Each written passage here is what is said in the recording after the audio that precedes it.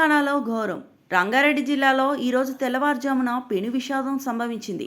హైదరాబాద్ బీజాపూర్ జాతీయ రహదారిపై చేవెళ్ల మండలం మీర్జాగూడ సమీపంలో తాండూరు డిపోకు చెందిన ఆర్టీసీ బస్సును కంకర లోడుతో వస్తున్న టిప్పర్ లారీ అత్యంత వేగంగా ఢీకొట్టింది.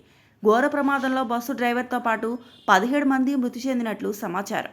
అలాగే 20 మందికి పైగా ప్రయాణికులు తీవ్రంగా గాయపడ్డారు. బస్సుపై పడిన కంకర్ లోడు ప్రమాదం జరిగిన సమయంలో బస్సులో దాదాపు 70 మంది ప్రయాణికులు ఉన్నారు. ఈ బస్సు తాండూరు నుంచి హైదరాబాద్కు వస్తుండగా విద్యార్థులు, ఉద్యోగులే ఎక్కువగా ఉన్నట్లు తెలుస్తోంది.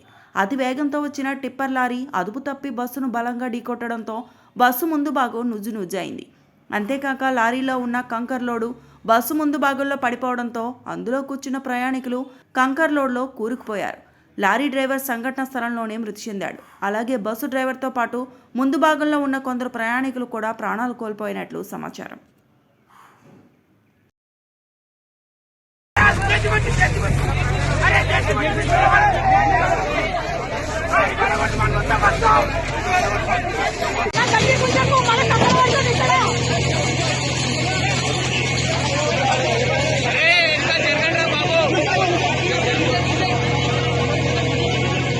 మనుషులున్నా జాగ్రత్త అన్నా తీయడానికి లేదు బాబు.